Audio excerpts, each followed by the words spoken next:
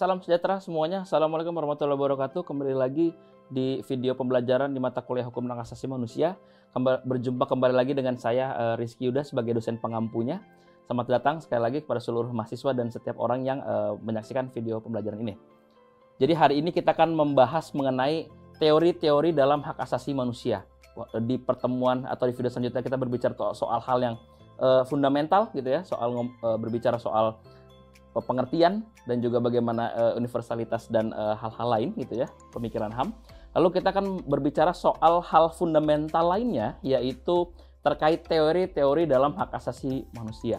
Kita akan mulai dari teori pertama, yaitu teori hukum alam, yang dimana teori hukum alam memang dijelaskan oleh John Locke. Jadi memang John Locke sebagai seorang tokoh memang salah satu tokoh penting ya dalam melihat terkait fundamental ya, hal-hal terkait hak asasi manusia. Jadi makanya bertemu lagi dengan John Locke gitu pemikirannya.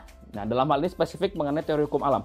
Jadi menurut John Locke sebenarnya agak serupa gitu ya dengan definisi dari hak asasi manusia itu sendiri, yaitu manusia itu sejak lahir dia dilahirkan dengan kebebasan penuh dan sempurna menurutnya.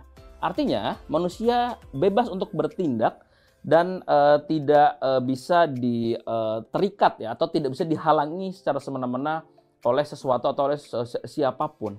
Jadi dasar pemikiran inilah yang mendasari bahwa ini adalah hukum alam. Jadi pada dasarnya setiap manusia memang bebas pada akhirnya, sehingga ini kebebasan inilah yang mendefinisikan secara fundamental manusia itu sendiri. Nah, untuk itu dinamakan dia teori hukum alam atau natural rights theory. Kita bisa lihat di sini teori hukum alam atau ini punya nama lain ya, atau sebutan yang biasa dikenal di hukum dan hak asasi manusia itu hak kodrati. Artinya bisa dilihat dari tiga hal yang mendefinisikan bagaimana hak asasi manusia merupakan bagian dari hak kodrati itu sendiri.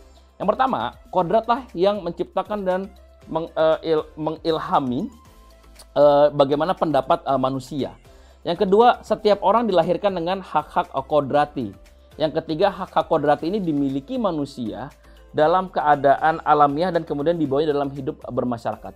Artinya ini tiga konsep atau pemikiran inilah yang menyatakan bahwa ya pada dasarnya ini memang sudah dimiliki oleh setiap manusia sejak awal gitu ya.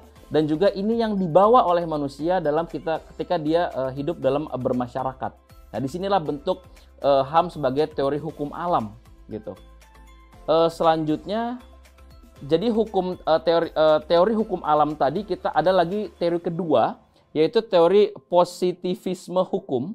Jadi positivisme hukum itu artinya hukum, kita berangkat dulu dari positivisme ya. Positivisme itu apa? Positivisme adalah aliran filsafat yang mengatakan bahwa pengetahuan sejati hanya berasal dari data-data atau fakta-fakta dalam pengalaman indrawi. Di mana hal ini disampaikan oleh Austin dan Hans Kelsen. Artinya bahwa hal-hal yang sifatnya cukup abstrak gitu ya, harus diiringi dengan hal-hal yang sifatnya empirik, yaitu data-data dan fakta-fakta. Makanya muncul aliran filsafat positivisme.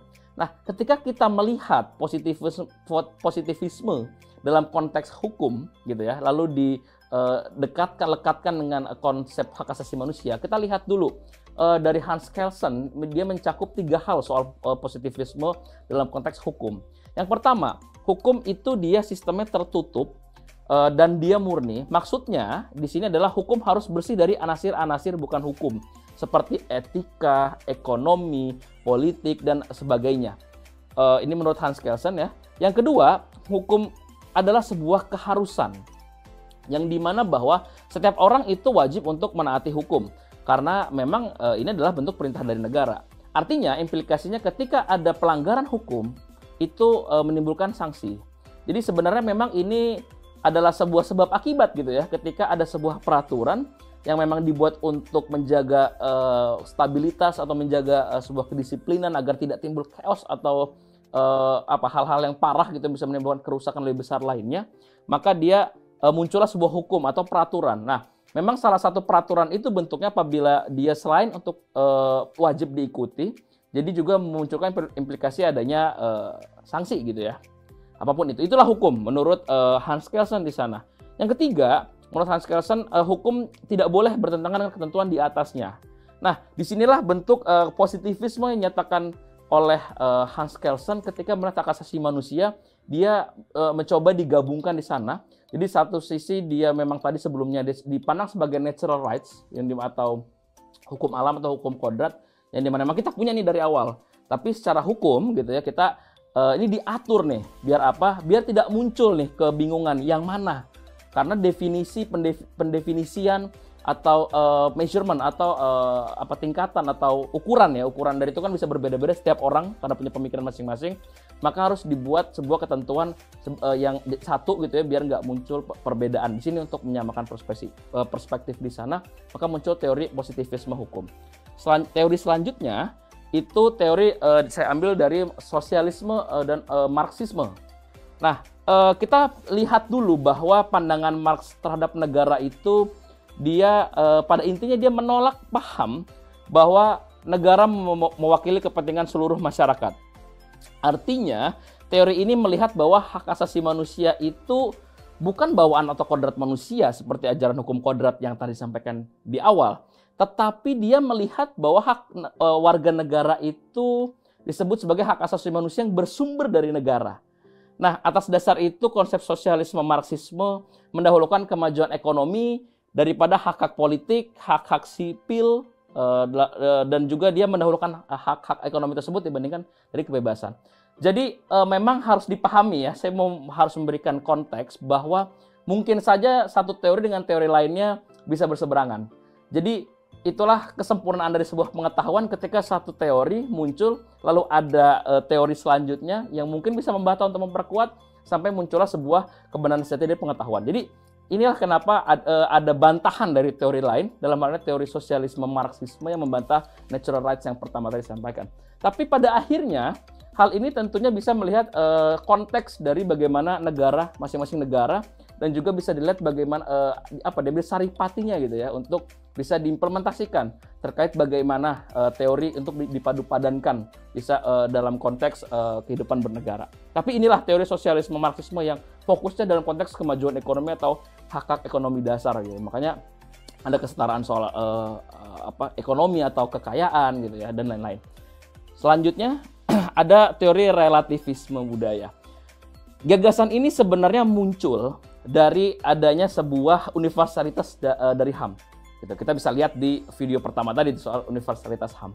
Ternyata ada teori relativisme budaya yang artinya bahwa teori ini sebenarnya sedikit mempertanyakan terkait universalitas dari hak asasi manusia itu sendiri. Artinya gini, relativisme budaya itu mendalilkan kebudayaan merupakan satu-satunya sumber yang dan hak atau kaidah moral. Artinya apa? Dia ketika berbicara mengenai hak asasi manusia, maka dia harus melihat kebudayaan atau hal-hal yang sudah menjadi kebiasaan di sebuah negara gitu. Dia harus dipahami dari konteks kebudayaan masing-masing negara, dan juga dia harus melihat apa yang sudah menjadi nilai-nilai yang muncul di sana. Karena sering sekali dalam konteks hak asasi manusia itu muncul perdebatan. Bagaimana perdebatan itu apakah dia didefinisi hak asasi manusia atau dia bentuk pelanggaran. Bagaimana batasannya. Karena itu tadi, karena adanya konteks dari kebudayaan masing-masing yang berbeda-beda. Oleh karena itu gagasan ini bisa dilihat bahwa konteks budaya umumnya diusung oleh negara-negara berkembang atau negara-negara Islam. Itu kita bisa lihat tuh soal antara satu budaya dengan hak asasi manusia. Makanya perdebatan soal hukuman mati sampai sekarang masih belum selesai juga. Katakan tidak dilihat sebagai hak untuk hidup adalah hak asasi manusia.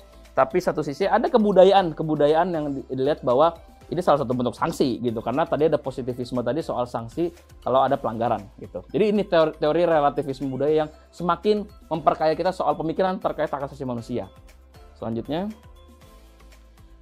oke, jadi itu keempat. Ada beberapa teori lagi tentunya, tapi ini 4 dari banyak teori lainnya, teman-teman.